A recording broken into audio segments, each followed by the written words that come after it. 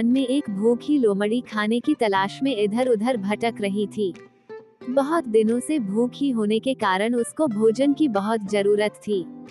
वह इधर उधर भटकते हुए वन में ही दूर तक आ पहुंची, मगर फिर भी उसे खाने के लिए कुछ न मिला। इतनी दूर आने के बाद वह थोड़ा और आगे तक चलने लगी और उसे बेल पर लटके हुए अंगूर दिखाई दिए। अंगूर के गुच्छे को देखते ही उसके मुंह में पानी की बाढ़ सी आ गई। वह अंगूर के गुच्छों को देखते ही कहने लगी कि अब इन्हें मेरे अलावा कोई और नहीं खा पाएगा। वह तेजी से अंगूर की बेल की ओर पहुंची और अंगूर के गुच्छों तक पहुंचने के लिए उछलने लगी।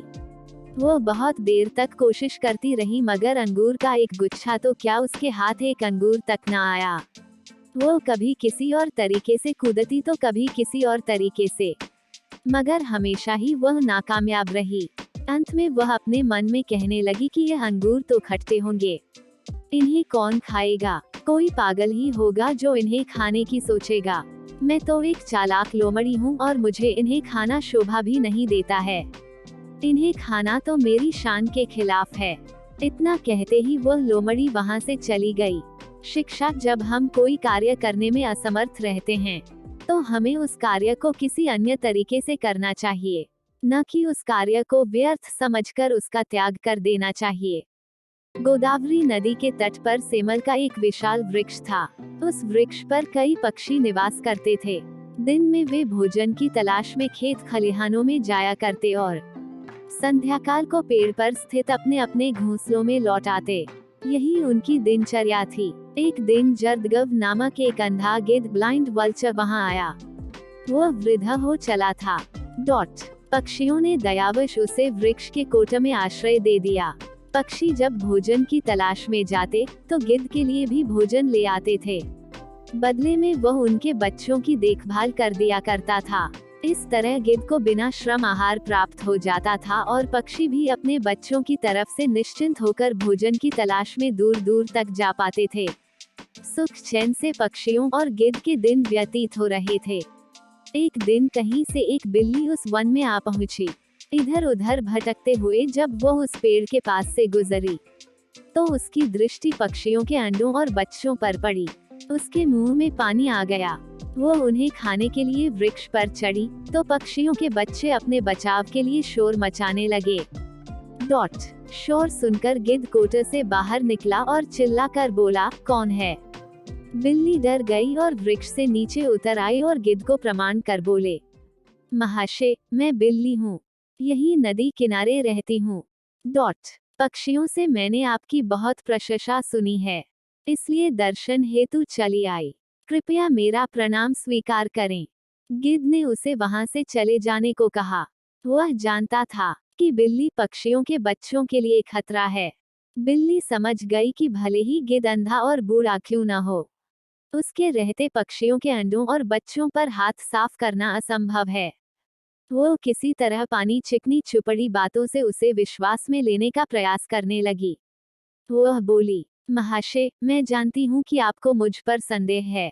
आपको लगता है कि मैं पक्षियों के बच्चों को अपना आहार बना लूंगी, किंतु विश्वास करें, ऐसा नहीं है। एक दिन एक महात्मा से मिलने के बाद मैंने मांस खाना छोड़ दिया है। मैं पुनर्तः शाकाहारी बन गई हूँ और अपना समय धर्म कर्म की बातों और कार्यों में ही लगाती हूँ। आपकी प्रशंसा सुनकर आपके सानिध्य में कुछ व्यतीत करने का विचार कर आपके पास आई हूँ। कृपया मुझे अपने सानिध्य में रख लें। गिद्ध उसकी चिन्नी चुपड़ी बातों में आ गया और उस पर विश्वास कर बैठा। उसने उसे अपने साथ वृक्ष के कोटे रहने की अनुमति दे दी। बिल्ली तो यही चाहती थी। वो गिद्ध के साथ उसी कोटे में रहने लगी और अवसर पाकर एक एक कर पक्षियों के अंडे और बच्चे खाने लगी। एक एक कर अपने बच्चों और अंडों के गायब होने से सभी पक्षी चिंतित और दुखी थे। एक दिन सबने इसकी पड़ताल करने की ठानी। जैसे ही बिल्ली को इस बात का अंदेशा हुआ, वो कोटा छोड़कर भाग गई। इधर पड़ताल करते हुए पक्षियों ने जब वृक्ष के कोटे में झांका तो उन्हें वहां ढेर सारे पंख पड़े हुए दिखाई पड़े। उन्हें लगा कि गिद्ध ने ही उनके बच्चों को खा लिया है। वे सभी आक्रोश में आ गए और चोंच मार मार का बूढ़े गिद्ध का काम तमाम कर दिया। बिल्ली पर विश्वास कर बेचारा गिद्ध व्यर्थ में ही अपने प्राणों से हाथ धो बैठा। एक बार की बात है, खरगोश रैबिट और कछुआ टॉर्टोइस बहुत अच्छे दोस्त थे और दोनों साथ में जंगल में रहते थे।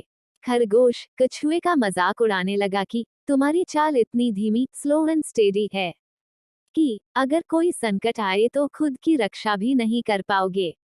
और भी कई तरीके से खरगोश ने कछुए का मजाक उड़ाया। कछुए को इस बात का बुरा लगा और फिर उसने जंगल में सभी जानवरों की सभा बुलाकर पंछियों के सामने मजाक उड़ाने वाली बात बताई। जंगल में सभी जानते थे कि खरगोश बहुत आलसी है, इसलिए सभी ने मिलकर कहा कि कछुआ और खरगोश की दौड़ कराई जाए। इससे सिद्ध हो जाएगा कि खरगोश ने सही में मजाक उड़ाया या नहीं। खरगोश ये सुनकर बहुत खुश हुआ, क्योंकि खरगोश बहुत तेज दौड़ता है और कछुए ने भी बात मान ली। फिर खरगोश और कछुए की दौड़ चालू की गई। सभी जंगल के जानवर इस दौड़ को देख रहे थे। खरगोश इस दौड़ में बहुत आगे निकल गया। फिर उसने पीछे देखा तो कछुआ दूर दूर तक दिखाई नहीं दिया। तो खरगोश ने सोचा कि कछुए को आने में तो बहुत समय लगेगा, जब तक पास में लगे खेत से गाजर खा लेता हूँ। खरगोश गाजर खाने लगा और ताजे फल सब्जी खाए। अब फिर खरगोश ने देखा तो भी कछुआ दूर तक दिखाई नहीं दिया। तो खरगोश ने सोचा इस पेड़ की घनी छाया है, थोड़ी देर आराम भी कर लिया जाए। और यही सोचकर वो आराम करने लगा और भर पेट खाना खाने के बाद उसकी नींद लग गई। यहाँ कछुआ बिना रुके निरंतर चल रहा था और जहाँ खरगोश सो रहा था वहां से भी आराम से निकल गया, अपने लक्ष्य तक पहुंच गया। इधर जब खरगोश की आंख खुली तो उसने दौड़ना शुरू कर दिया और फिर जब वो पहुंचा तो उसने देखा कछुआ और पहले से वहां पहुंच चुका था। खरगोश को अपनी गलती का एहसास हो गया था और उसने अपने मित्र कछुए से माफी मांगी और काम के समय पर आलस न करने का वादा भी किया। सारे जानवरों को आज एक नई सीख मिल गई थी। वास्तव में इस कहानी से पूरी दुनिया को सीख लेना चाहिए कि जो निरंतर अपना काम ईमानदारी और मेहनत से करता है तो वो वह काम भी कर सकता है जिसको उसने कभी किया नहीं या उसका कोई अभ्यास भी नहीं। अगर पूरी लगन से काम करो तो उसमें सफलता जरूर मिलती है। कोई भी आपके आगे नहीं निकल सकता अगर आप पूरी मेहनत से काम करते हैं तो। हरे भरे वन में नदी किनारे हाथियों का एक समूह रहता था, जिसका मुखिया चतुर्दंत नामक हाथी था। वर्षों से वह समूह उस वन में सुखमय जीवन व्यतीत कर रहा था। लेकिन एक समय वन अकाल की चपेट में आ गया। नदी का जल सूख गया, वन की हरियाली चली गई और हाथी भूख प्यास से मरने लगे। इस विपत्ति से निकलने की प्रार्थना लिए सभी हाथी अपने मुखिया चतुर्दंत के पास गए और बोले, गजराज, इस अकाल की स्थिति में यदि हम और अधिक इस वन में रहे तो काल का ग्रास बन जाएंगे। यहाँ भूखे प्यासे रहना दुष्कर है। कृपा कर किसी अन्य स्थान की खोज करें जहाँ जल स्रोत और हरियाली हो। चतुर्दंत विचार मग्न हो गया। कुछ देर विचार करने के बाद वह बोला, यहाँ से कुछ दूरी पर एक तालाब है जो पूरे वर्ष जल से परिपूर्ण रहता है। हमें वहीं चलना चाहिए। कल सुबह ही हम सब उस तालाब की ओर चलेंगे। अगले ही दिन सभी हाथी उस तालाब की ओर चल पड़े। 5 दिन और 5 रात की यात्रा पूर्ण कर वे वहां पहुंचे। जल से पूर्ण तालाब को देख वे बहुत प्रसन्न हुए और दिन भर वहां क्रीड़ा करते रहे। संध्या होने पर वे बाहर निकले और वन में चले गए। तालाब के किनारे खरगोशों की बस्ती थी, जिसमें उनके बहुत सारे बिल थे, लेकिन हाथी इससे अनभिज्ञ थे। अतः वे खरगोशों के बिलों को रौंदते हुए निकल गए। खरगोशों के बिल तहस नहस हो गए, कई खरगोश घायल हुए और कई मारे गए। हाथियों के जाने के बाद सभी खरगोश एकत्रित हुए और स्वयं पर आए इस संकट के विषय में चर्चा करने लगे। एक खरगोश बोला, हाथियों का समूह प्रतिदिन जल के लिए तालाब में आया करेगा। ऐसे में हमारा यहाँ रहना कठिन हो जाएगा। वे हमारे बिलों के साथ हमें भी रौंद देंगे। हम में से कोई भी नहीं बचेगा। हमारा वंश समाप्त हो जाएगा। फिर एक अन्य खरगोश बोला, जीवन है तो सर्वस्व है। जीवन रक्षा के लिए जो संभव हो हमें करना चाहिए। परिस्थिति कहती है कि हमें जीवन रक्षा के लिए तत्काल इस स्थान को छोड़कर अन्यत्र प्रस्थान करना चाहिए। खरगोश अपनी भूमि छोड़कर अन्यत्र जाने के विचार से दुखी थे। उनका देख लंबकर्ण नामक खरगोश आगे आया और बोला, हम वर्षों से इस भूमि पर निवास कर रहे हैं। हम अपनी भूमि क्यों छोड़े? इस भूमि पर हमारा अधिकार है। हमें हाथियों से बात कर उन्हें यहाँ आने से रोकना चाहिए। लेकिन उनसे कौन बात करेगा? कौन उन्हें समझाएगा? सभी खरगोशों ने एक स्वर में पूछा। मैं उनसे बात करूंगा और यहाँ आने से मना करूंगा। लंबकर्ण बोला, लेकिन क्या वे तुम्हारी बात मानेंगे? अवश्य मानेंगे। मेरे पास एक युक्ति है। मैं उनसे कहूंगा कि ये तालाब चंद्रमा में बैठे खरगोश का है और उसने आप लोगों का यहाँ आने से मना किया है। संभवतः वे मेरी बात मान जाए। लंबकर्ण बोला। अगले दिन लंबकर्ण हाथियों के मुखिया से मिलने तालाब के मार्ग में स्थित एक ऊंचे टीले पर बैठ गया। जब हाथियों का समूह वहां से गुजरा तो वह हाथियों के मुखिया चतुर्दंत से बोला, गजराज, क्या आपको ज्ञात नहीं यह तालाब चांद में रहने वाले खरगोश का है? आपको बिना उसकी अनुमति के इस तालाब के जल का उपयोग नहीं करना चाहिए। मैं चांद में रहने वाले खरगोश का संदेशवाहक हूँ। उसने मुझे अपने संदेश के साथ आपसे मिलने भेजा है। लंबकर्ण बोला, संदेश क्या वह है?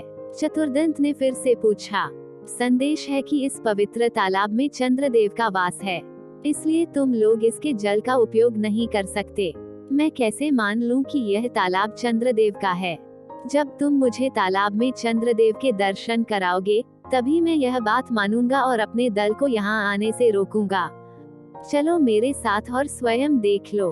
कहकर लंबकर्ण चतुर्दंत को तालाब के किनारे ले गया। उस समय तालाब में चांद की छाया पड़ रही थी।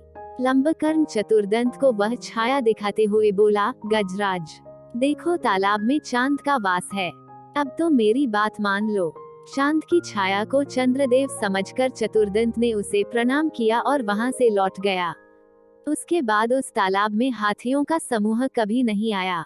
मोरल बुद्धिमानी से किसी भी समस्या का समाधान किया जा सकता है।